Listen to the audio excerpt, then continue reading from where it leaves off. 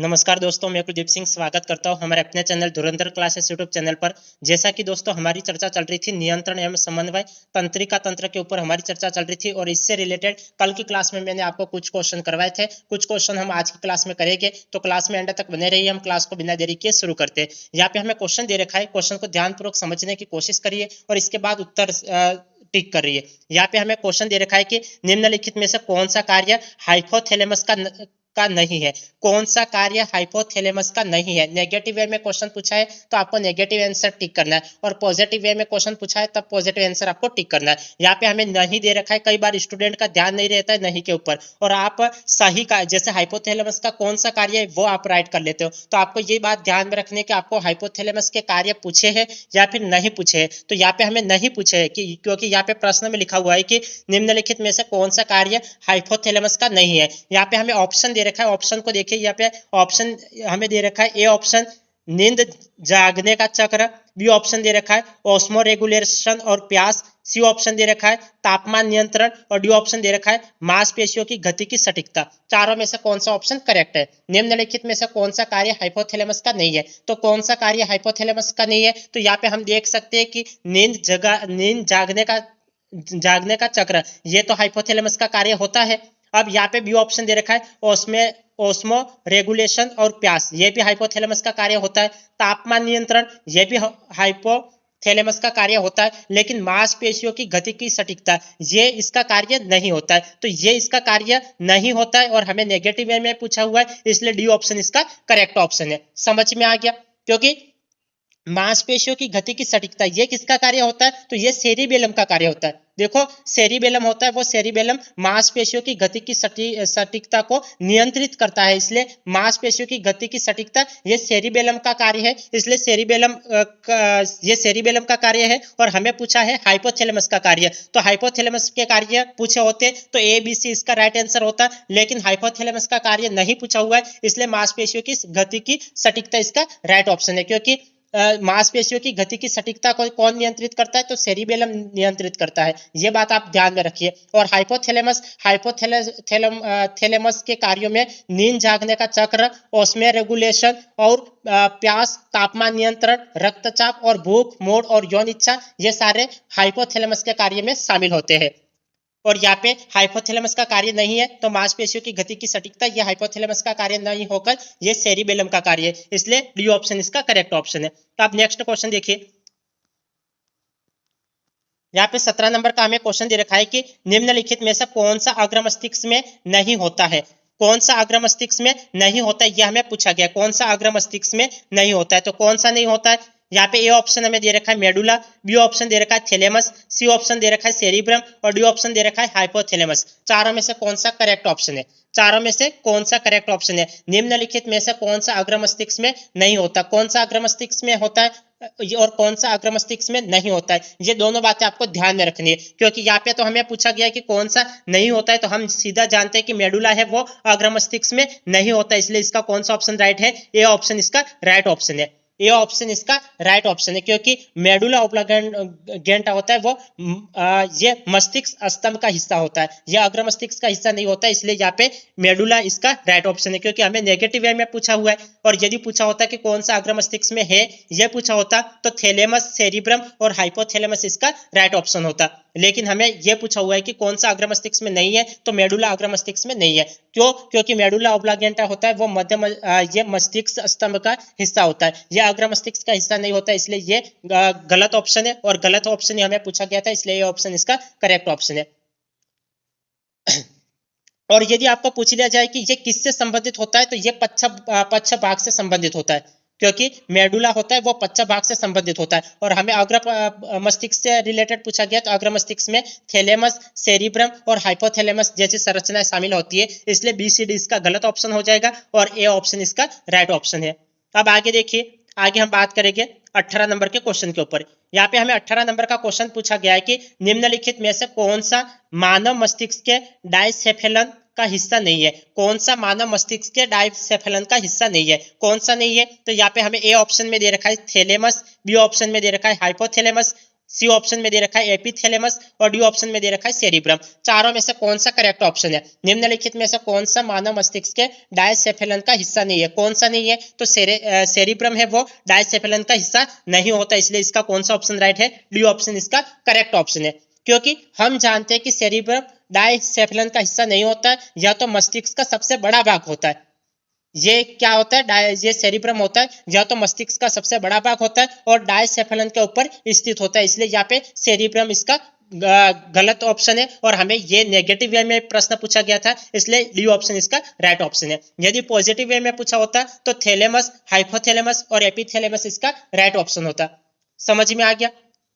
क्यों? देखो आपको नहीं, देखो अभी तक मैंने 3 प्रश्न करवाए और तीनों में आपको पीछे नहीं नहीं दे रखा है, तो आपको नेगेटिव वे में प्रश्न पूछा है तब नेगेटिव आंसर देना है, और पॉजिटिव वे में प्रश्न पूछा है तब पॉजिटिव आंसर देना है। अब यहाँ पे देखिए, निम्नलिखित में से कौन सा मानव मस्तिष्क के डायसेफेलन का हिस्सा नहीं है? तो कौन सा नहीं है? तो सेरिब्रम नहीं है, क्योंकि यह सेरिब्रम डायसेफेलन का हिस्सा नहीं है और यह मस्तिष्क का सबसे बड़ा भाग होता है और डायसेफेलन के ऊपर स्थित होता है, इसलिए यहाँ पे डी ऑप्शन इसका करेक्ट ऑप्शन है। अब यहाँ पे ए ऑप्शन हमें थैलेमस दे रखा है, बी ऑप्शन हमें हाइपोथैलेमस दे रखा है और सी ऑप्शन हमें एपिथैलेमस दे रखा है। तो थैलेमस, हाइपोथैलेमस और एपिथैलेमस ये डायसेफेलन के हिस्से होते हैं, इसलिए यहाँ पे ए बी सी तो गलत ऑप्शन है और डी ऑप्शन इसका करेक्ट ऑप्शन है। अब नेक्स्ट क्वेश्चन देखिए, हम 19वें नंबर के क्वेश्चन के ऊपर बात करते हैं।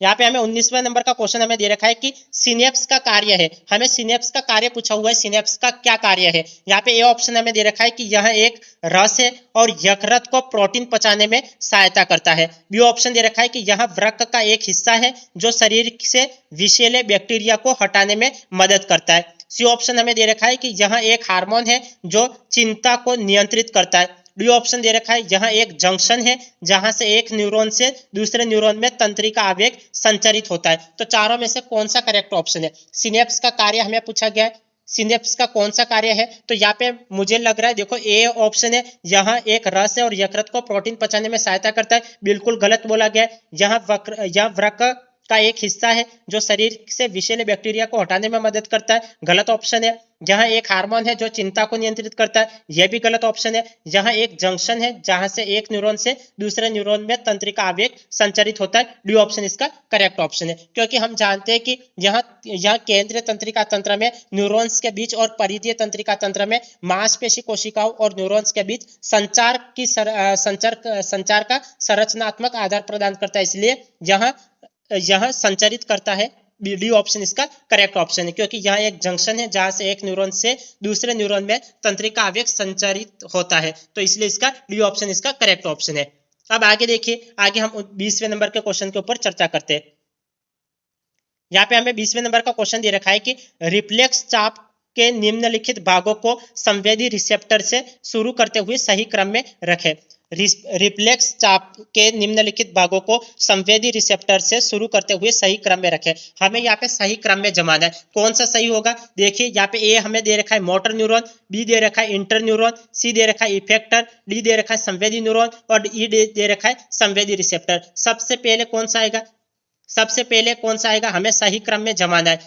तो कहां से शुरू करना है? रिफ्लेक्स चाप के निम्नलिखित भागों को संवेदी रिसेप्टर से शुरू करते हुए, संवेदी रिसेप्टर से शुरू करते हुए। तो सबसे पहले 1 नंबर पर तो संवेदी रिसेप्टर होगा, तो 1 नंबर पे संवेदी रिसेप्टर ई 1 नंबर पे होगा। तो ई सबसे पहले कहाँ दे रखा है वही देख लो। तो ई ए ऑप्शन में भी दे रखा है, बी ऑप्शन में भी दे रखा है और डी ऑप्शन में भी दे रखा है। सी ऑप्शन में नहीं दे रखा है, इसलिए सी ऑप्शन को पहले ही गलत कर लो। तो सी ऑप्शन को मैंने पहले ही गलत कर लिया। अब देखिए आगे हम देखेंगे, सबसे पहले तो संवेदी रिसेप्टर आएगा, फिर दूसरे नंबर पे क्या आएगा? दूसरे नंबर पे संवेदी न्यूरॉन आएगा। तो दूसरे नंबर पे संवेदी न्यूरॉन, तो संवेदी न्यूरॉन डी कहाँ दे रखा है? तो ए में भी दे रखा है और बी में नहीं दे रखा है, इसलिए बी तो गलत कर लो। और यहाँ पे डी में भी दे रखा है, तो यहाँ पे डी में भी दे रखा है, इसलिए ए और डी दोनों में से कोई एक इसका राइट ऑप्शन होगा। अब यहाँ पे देखिए, नेक्स्ट देखिए, संवेदी न्यूरॉन के बाद में कौन सा आएगा? संवेदी न्यूरॉन के बाद में इंटर न्यूरॉन आता है। तो इंटर न्यूरॉन यहाँ पे कहाँ दे रखा है? ये बी दे रखा है। इंटर न्यूरॉन ये बी में दे रखा है, तो बी कहाँ दे रखा है? ई, यहाँ पे बी ये दे रखा है और यहाँ पे बी, यहाँ पे ए दे रखा है, इसलिए इसका कौन सा ऑप्शन राइट है? इसका ए ऑप्शन इसका करेक्ट ऑप्शन है। कौन सा राइट ऑप्शन है? ए ऑप्शन इसका करेक्ट ऑप्शन है। इस तरीके से आपको देखना है। देखो सी ऑप्शन तो पहले ही गलत कर लिया क्योंकि हमें संवेदी रिसेप्टर से शुरू करना था और यहाँ पे ई पहले नंबर पे आना चाहिए, लेकिन डी सी में डी पहले नंबर पे आया, इसलिए सी को पहले ही गलत कर लिया।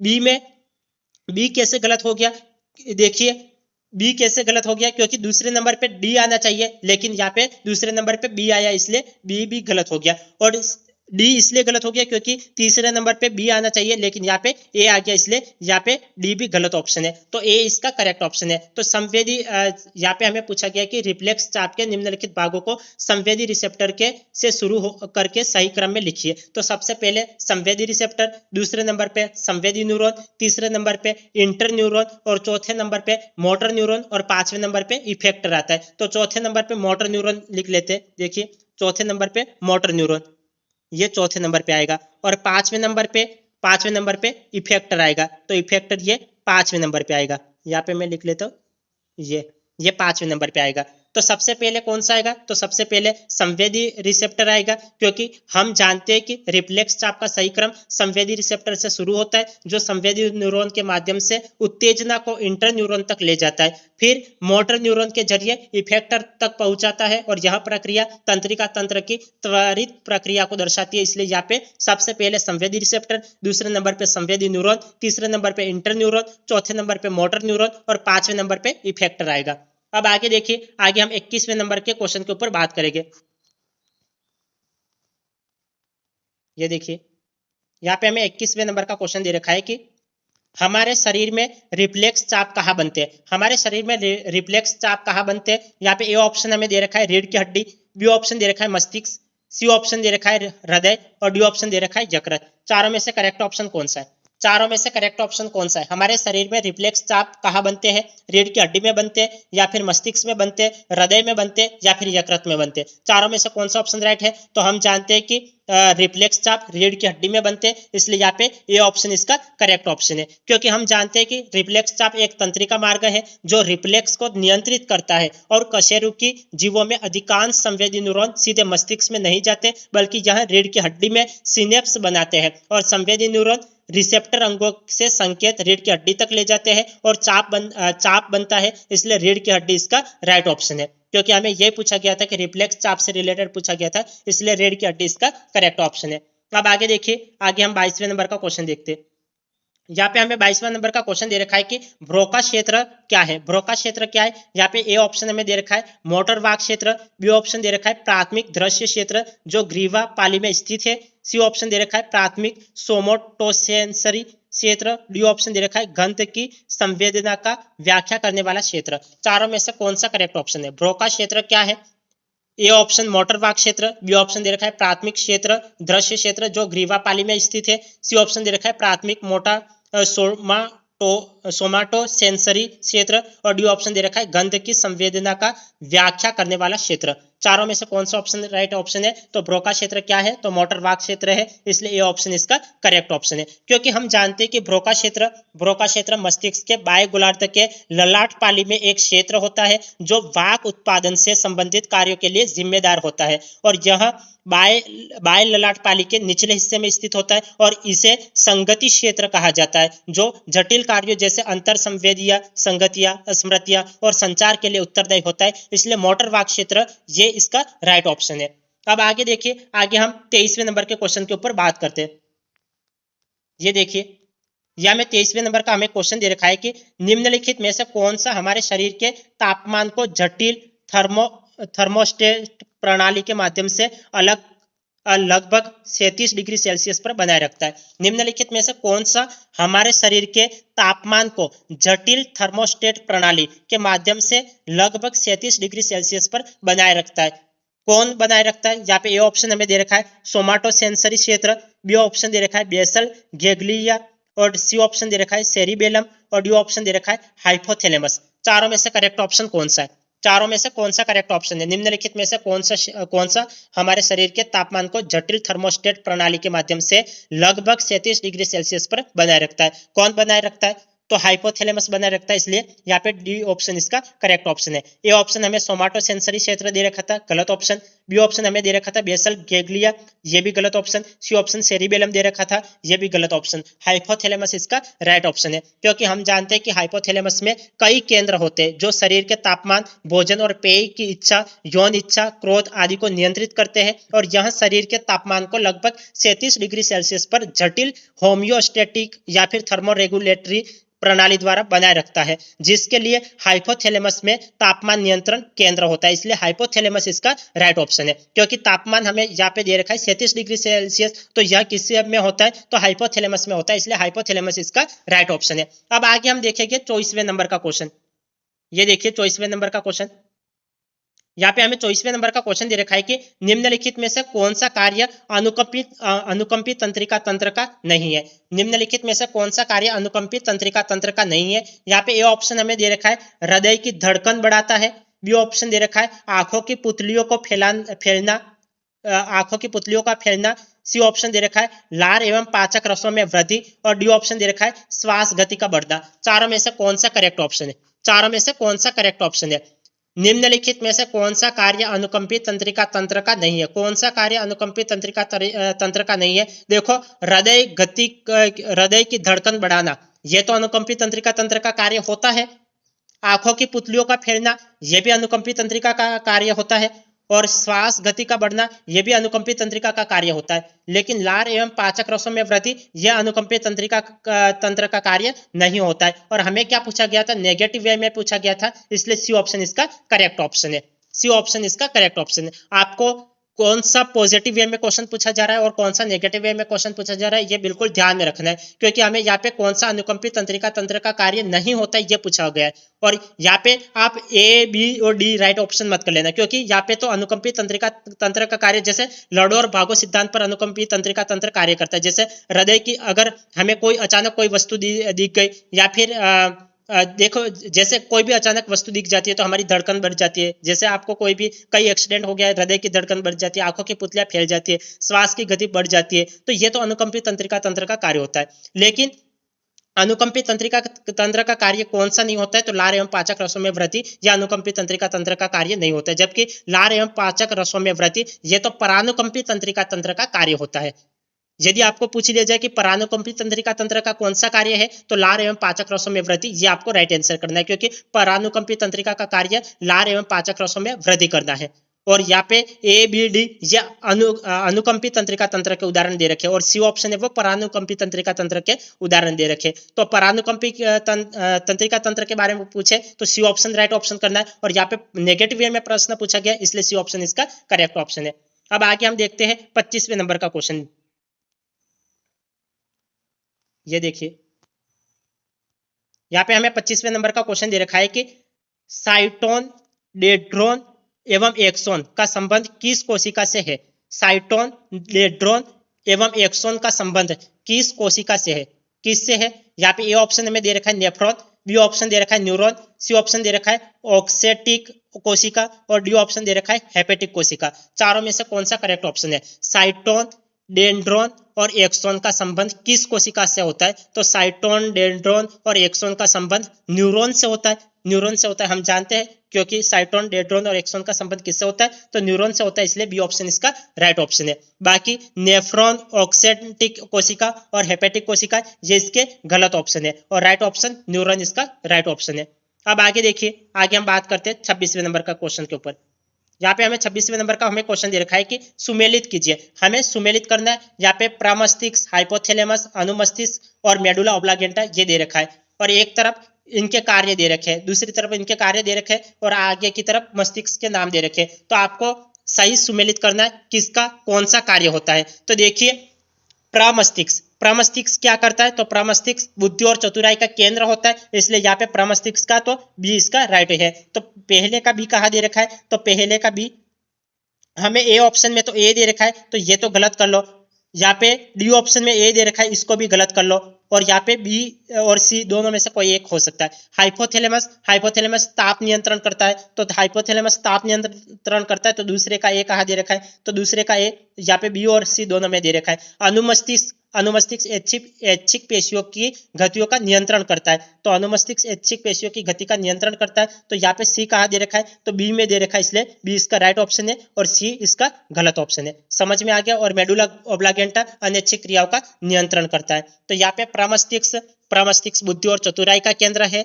हाइपोथैलेमस ताप नियंत्रण करता है। अनुमस्तिष्क ऐच्छिक पेशियों की गतियों का समन्वय करता है। और मेडुला ऑब्लागेंटा अनैच्छिक क्रियाओं जैसे हृदय गति का नियंत्रण करता है। इसलिए यहाँ पे सही सुमेलित कर लिए और इसका बी ऑप्शन इसका करेक्ट ऑप्शन है, बाकी के ऑप्शन गलत ऑप्शन है।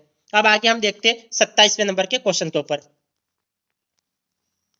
ये देखिए, यहाँ पे हमें 27वें नंबर का क्वेश्चन दे रखा है, प्रतिवर्ती क्रिया का नियंत्रण मुख्यतः कौन करता है। प्रतिवर्ती क्रिया का नियंत्रण मुख्यतः कौन करता है। यहाँ पे ए ऑप्शन में हमें दे रखा है अग्र मस्तिष्क, बी ऑप्शन में दे रखा है मध्य मस्तिष्क, सी ऑप्शन में दे रखा है पश्चिम मस्तिष्क और डी ऑप्शन में दे रखा है मेरुरज्जु। चारों में से करेक्ट ऑप्शन कौन सा है। प्रतिवर्ती क्रिया का नियंत्रण मुख्यतः कौन करता है, तो हम जानते हैं कि प्रतिवर्ती क्रिया का नियंत्रण मेरुरज्जु करता है, इसलिए मेरुरज्जु डी ऑप्शन इसका करेक्ट ऑप्शन है।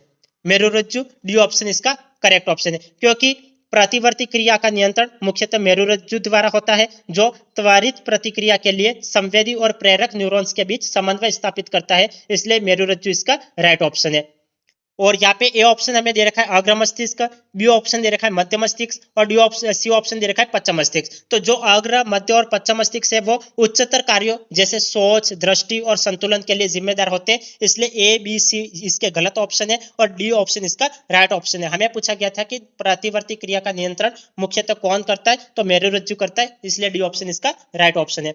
अब आगे देखेंगे, मनुष्य में कपाल तंत्रिका और मेरु तंत्रिकाओं की संख्या क्रमशः है। कपाल तंत्रिकाओं की संख्या मनुष्य में कितनी होती है, तो हम जानते हैं कि मनुष्य में कपाल तंत्रिकाओं की संख्या 12 जोड़ी होती है और मेरु तंत्रिकाओं की संख्या 31 जोड़ी होती है। तो 12 और 31 कहाँ दे रखा है, यहाँ पे ए ऑप्शन में तो 31 12 दे रखा है, गलत। हमें क्रमशः का ध्यान रखना है। आपको यहाँ पे 31 और 12 ये मत कर लेना, क्योंकि आपको ये ध्यान में होना चाहिए कि मेरु तंत्रिकाओं की संख्या 31 जोड़ी होती है और कपाल तंत्रिकाओं की संख्या 12 जोड़ी होती है। तो हमें क्रमशः पूछा गया, तो कपाल तंत्रिकाओं की संख्या पहले लिखनी है और इसके बाद मेरु तंत्रिकाओं की संख्या लिखनी है। तो कपाल तंत्रिका 12 पहले आना चाहिए, तो 12 कहाँ दे रखा है, यहाँ पे 12 31, देखो 12 31 जो दे रखा है, तो 12 31 तो ये सीधी संख्या दी गई है। आप 12 और 31 राइट मत कर लेना, क्योंकि 12 और 31 संख्या दे रखी है, हमें तो जोड़े की बात करनी है, क्योंकि हम जानते हैं कि संख्या जो कपाल तंत्रिका है और मेरु तंत्रिका ये जोड़े में होती है, ना कि केवल संख्या में। तो यहाँ पे 12 और 31 ये गलत ऑप्शन हो जाएगा। 31 जोड़ी और 12 जोड़ी ये भी गलत ऑप्शन है और ये भी गलत ऑप्शन है। 12 जोड़ी और 31 जोड़ी, यहाँ पे डी ऑप्शन इसका राइट ऑप्शन है, क्योंकि मनुष्य में कपाल तंत्रिका और मेरु तंत्रिकाओं की संख्या हमेशा जोड़े में होती है। तो कपाल तंत्रिकाओं की संख्या 12 जोड़ी होती है और मेरु तंत्रिकाओं की संख्या 31 जोड़ी होती है, इसलिए यहाँ पे डी ऑप्शन इसका करेक्ट ऑप्शन है। आगे देखिए, आगे हम 29वें नंबर के क्वेश्चन के ऊपर बात करते हैं। यहाँ पे हमें 29वें नंबर का क्वेश्चन दे रखा है कि असत्य कथन की पहचान कीजिए। हमें गलत कथन की पहचान करनी है कि कौन सा यहाँ पे गलत कथन है। असत्य कथन मतलब गलत कथन की हमें पहचान करनी है। यहाँ पे ए ऑप्शन हमें दे रखा है कि मनुष्य के शरीर का सबसे अधिक कोमल अंग मस्तिष्क होता है। सही बात है, मनुष्य के शरीर का सबसे अधिक कोमल अंग मस्तिष्क होता है, ये सही बात है, ये तो सही बात है। हमें गलत कथन की पहचान करनी है, तो इसलिए आगे सही करेंगे। देखिए, मस्तिष्क के ऊपर 3 झिल्लियों का एक आवरण पाया जाता है, जिसे कपाल कहते हैं। देखो, जिसे कपाल थोड़ी कहते हैं, देखो मस्तिष्क के ऊपर 3 झिल्लियों का एक आवरण पाया जाता है, जिसे कपाल कहते हैं, कपाल थोड़ी कहते हैं, इसे मेनिनजेस कहते हैं। तो यहाँ पे हमें कहा दे रहे, हमें असत्य गलत कथन पूछा था और गलत कथन बी ऑप्शन ही दे रखा है, इसलिए बी ऑप्शन इसका राइट ऑप्शन है। अब आगे देखिए, मस्तिष्क झिल्लियों के मध्य मस्तिष्क मेरुद्रव पाया जाता है, यह भी सही बात है। और यहाँ पे डी ऑप्शन दे रखा है, एक स्वस्थ व्यक्ति में मस्तिष्क मेरुद्रव की मात्रा 150 ml होती है, यह भी राइट ऑप्शन है। तो यहाँ पे कौन सा राइट ऑप्शन है, देखो ए सी और डी ये तो करेक्ट ऑप्शन है, लेकिन हमें नेगेटिव वे में क्वेश्चन पूछा हुआ है कि असत्य कथन की पहचान करनी थी। तो असत्य कथन कौन सा है, बी ऑप्शन इसका सही है, क्योंकि सही क्या मतलब गलत है। नेगेटिव वे में प्रश्न पूछा है, इसलिए आपको नेगेटिव आंसर देना है, और पॉजिटिव वे में प्रश्न पूछा है तब पॉजिटिव आंसर देना है। क्योंकि यहाँ पे दे रखा है कि बी ऑप्शन देखिए, मस्तिष्क के ऊपर 3 झिल्लियों का एक आवरण पाया जाता है, जिसे कपाल कहते हैं, कपाल थोड़ी कहते हैं, इसे तो मेनिनजेस कहते हैं, इसलिए यहाँ पे गलत ऑप्शन बी ऑप्शन दे रखा है। और हमें असत्य पूछा था, इसलिए बी ऑप्शन इसका राइट है। क्योंकि हम जानते हैं कि मस्तिष्क के ऊपरी 3 झिल्लियों का आवरण होता है, लेकिन इसे कपाल नहीं, इसे मेनिंजेस कहते हैं। इसलिए यहाँ पे बी ऑप्शन राइट ऑप्शन है। बी ऑप्शन गलत है, इसलिए गलत ऑप्शन कौन सा है, तो बी ऑप्शन है, ये राइट करना है। बाकी ए, सी और डी ये तो करेक्ट ही दे रखे। अब आगे देखिए, आगे हम बात करेंगे तीसरा क्वेश्चन। देखिए यहाँ पे हमें तीसरा क्वेश्चन दे रखा है कि अनुकंपी तंत्रिका तंत्र के कार्य है। अनुकंपी तंत्रिका तंत्र के कार्य कौन से है? हृदय की धड़कन बढ़ाता है, सही बात है, अनुकंपी तंत्रिका तंत्र। इससे रिलेटेड मैं कल की क्लास में भी प्रश्न करवा चुका। यदि आपने कल की क्लास नहीं देखी है तो कल की क्लास को देख ले और इसके बाद इस क्लास को देखें, क्योंकि आप एक कंटिन्यू रूप से क्लास को देखेंगे, सीक्वेंस वाइज क्लास को देखोगे तो और भी अच्छे से समझ में आएगा। यहाँ पे अनुकंपी तंत्रिका तंत्र के कार्य क्या है, तो हृदय की धड़कन बढ़ाता है, सही बात है, अनुकंपी तंत्रिका तंत्र हृदय की धड़कन को बढ़ाता है। लार ग्रंथियों के स्राव को बढ़ाता है, ये तो परानुकंपी तंत्रिका तंत्र का कार्य हो गया, इसलिए ये गलत ऑप्शन है।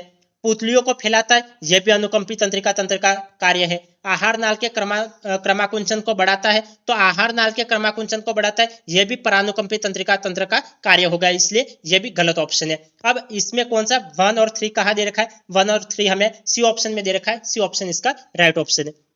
क्योंकि मैं पहले भी बता चुका, क्योंकि अनुकंपी तंत्रिका तंत्र है वो लड़ो और भागो सिद्धांत पर कार्य करता है, और इसलिए हृदय की गति बढ़ना और पुतलियों को फैलाना यह अनुकंपी तंत्रिका तंत्र का कार्य है। और लार ग्रंथियों का स्राव और आहार नाल का क्रमाकुंचन परानुकंपी तंत्रिका तंत्र के कार्य है। इसलिए यदि आपको परानुकंपी तंत्रिका तंत्र के बारे में पूछे तो परानुकंपी तंत्रिका तंत्र का कार्य होता है लार ग्रंथियों के स्राव को बढ़ाना और आहार नाल के क्रमाकुंचन को बढ़ाना, और अनुकंपी तंत्रिका तंत्र के कार्य होता है हृदय की धड़कन बढ़ाना और पुतलियों को फैलाना। तो यह अनुकंपी तंत्रिका तंत्र और परानुकंपी तंत्र के बारे में चर्चा हो गई। तो आज की क्लास को हम यहीं एंड कर लेते हैं, फिर मिलते हैं अगली क्लास में। तब तक के लिए आपका दिन शुभ रहे, धन्यवाद।